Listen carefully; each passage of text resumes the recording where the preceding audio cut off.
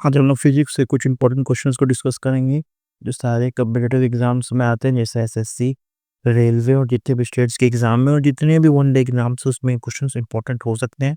इनको आपको रिवीजन जरूर करना चाहिए और ये बेसिक से, इसलिए ये आपका बेस भी तैयार करेगा नेक्स्ट टॉपिक्स के लिए। पहला क्वेश्चन क्या है? पहला क्वेश्चन कह रहा है the momentum of a body is given by the formula. क्या पूछ रहा है हमसे? मोमेंटम। मोमेंटम का सिंबल होता है P. P is equal to mass into velocity. Mass into velocity, mass into velocity हमारा आंसर हो जाएगा। नेक्स्ट क्वेश्चन करते हैं। नेक्स्ट क्वेश्चन क्या है? नेक्स्ट क्वेश्चन है if the distance between two object is doubled the gravitational force between them is. देखिए ध्यान से, इसको क्या करना है हम लोग को।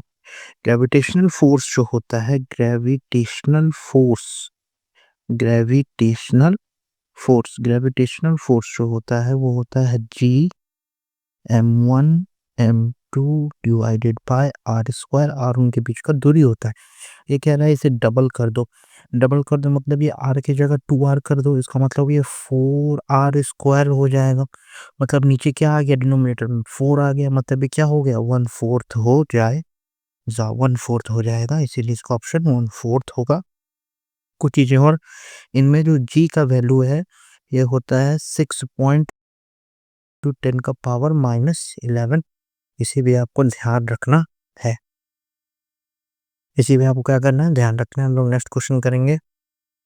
नेक्स्ट क्वेश्चन क्या है? The work done on a body, the work done on a body is 0। देखिए वर्क का फॉर्मूला क्या होता है? वर्क का फॉर्मूला होता है force into displacement into in दोनों के बीच में बनने वाला जो एंगल है थीटा, और उनके बीच का degree cos theta. Cos theta. अब देखिए क्या कह रहे हैं, जीरो कब हो? जीरो कब हो मतलब या तो फोर्स जीरो हो जाए या डिस्प्लेसमेंट जीरो हो जाए, दोनों जीरो हो जाए या दोनों में से कोई एक जीरो हो जाए, या फिर ध्यान रखिएगा कॉस थीटा, अगर ये थीटा 90 हो गया, अगर ये थीटा क्या हो गया? 90। इसका पहला एग्जांपल हम लोग देखते हैं कि सपोज करिए कि मान लीजिए कोई चीज को हम इधर इधर से ले जा रहे हैं और ग्रेविटी तो नीचे एक्ट करता है, ये ग्रेविटी फोर्स है। डिस्प्लेसमेंट इधर है, फोर्स इधर है, दोनों के बीच में कितना डिग्री? 90। तो ऐसे केस में भी वर्क डन क्या होता है? जीरो होता है। ऑप्शंस क्या क्या दिए हुए हैं हमारे पास? ऑप्शंस हैं displacement is zero, yes 100% correct है। हो सकता है फोर्स, हो सकता है डिस्प्लेसमेंट, पर ये भी हो सकता है। चलिए हमारा answer all of the above होगा। नेक्स्ट क्वेश्चन हम लोग देखेंगे। नेक्स्ट क्वेश्चन क्या है? SI unit of electric current. देखिए वोल्ट किसका है? वोल्ट आपका होता है पोटेंशियल डिफरेंस पीडी का, ठीक है। एम्पियर होता है आपका इलेक्ट्रिक करंट का। ओम किसका होता है? रेजिस्टेंस का। कूलम किसका? चार्ज का। ध्यान रखिएगा। नेक्स्ट क्वेश्चन की तरफ हम लोग बढ़ेंगे। अब फ्री फॉलिंग ऑब्जेक्ट एक्सेलरेट्स। देखिए कोई बॉडी हमारा अर्थ है, ठीक है, ये हमारा अर्थ का मान लीजिए सरफेस है। कोई भी बॉडी जब ऊपर से गिरता है तो उस पे एक नीचे की तरफ फोर्स लगता है, इसको हम लोग ग्रेविटेशनल फोर्स बोलते हैं। इसीलिए ग्रेविटेशन, मैग्नेट फोर्स, मैग्नेटिक के बीच में फ्रिक्शन। क्या?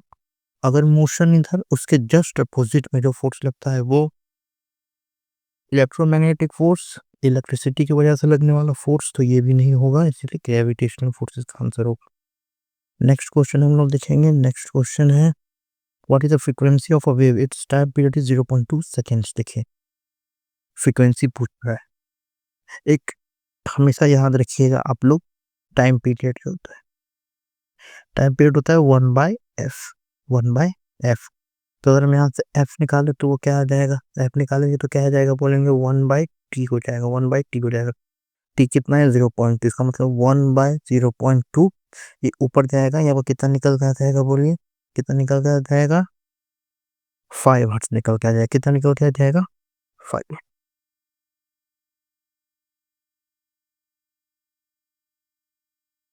नेक्स्ट क्वेश्चन की तरफ आगे बढ़ेंगे। नेक्स्ट क्वेश्चन क्या है? Which of the following is example of non contact. Non contact force में से कौन सा है? नॉन कॉन्टैक्ट वैसे फोर्स जो बिना कॉन्टैक्ट किए हुए दो बॉडी के बीच में लग जाए। एक बॉडी ये, एक बॉडी है, ये दोनों के बीच में देखिए दूरी है, बट फिर भी इनके बीच में एक फोर्स एक्ट करेगा। जिसको हम लोग क्या बोलते हैं, नॉन कॉन्टैक्ट फोर्स। और कई तरह के होते हैं, जैसे ग्रेविटेशनल फोर्स, मैग्नेटिक फोर्स। ध्यान देखिए, मैग्नेटिक फोर्स है, फ्रिक्शन नहीं, टेंशन नहीं, नॉर्मल एक्शन है। नेक्स्ट क्वेश्चन की तरफ आगे बढ़ेंगे। नेक्स्ट क्वेश्चन क्या है, which mirror always from a virtual and erect image. देखिए इसका ऑप्शन क्या होगा, इसका आंसर होगा plane mirror. Yes, plane mirror करता है। Plane mirror, convex mirror. देखिए कनकेव नहीं करता, कनकेव अलग अलग केसेस में करता है, बस एक केस में करता है, हमेशा नहीं करता। इसीलिए हमारा आंसर बी और डी दोनों होगा। नेक्स्ट क्वेश्चन देखेंगे। नेक्स्ट क्वेश्चन क्या है, speed of light in a vacuum is approximately, approximately कितना है। अच्छा यहाँ ऑप्शन नहीं है, मैं बता देता हूँ आपको।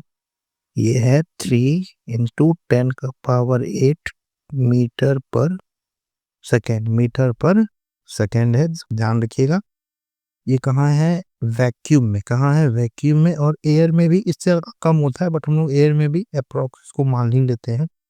एक और याद रखिएगा, वाटर में, वाटर में क्या होता है, 2.25 इंटू 10⁸ मीटर पर सेकेंड। एक और याद रखिएगा, ग्लास में, ग्लास में क्या होता है, 2 × 10⁸ मीटर पर सेकेंड। ये तीन चीज देखिए, 3 की जगह 2.5 आ जाएगा और 2 आ जाएगा।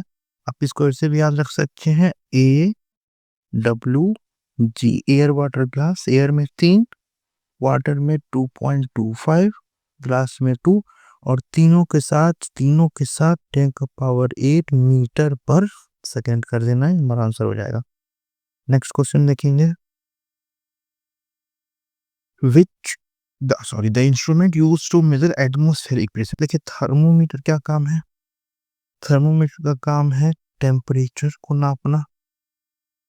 बैरोमीटर का काम है प्रेशर को नापना, और स्पेशली एटमॉस्फेरिक प्रेशर को नापना। हाइड्रोमीटर का क्या काम है, एनीमोमीटर का क्या काम है, ये भी हम लोग देखेंगे, बट अभी इसका आंसर है बैरोमीटर। हम लोग और भी इस तरह काफी क्वेश्चंस करते रहेंगे, इसीलिए आप इन क्वेश्चंस को जरूर देखिए और प्रैक्टिस करते रहिए और पढ़ते रहिए।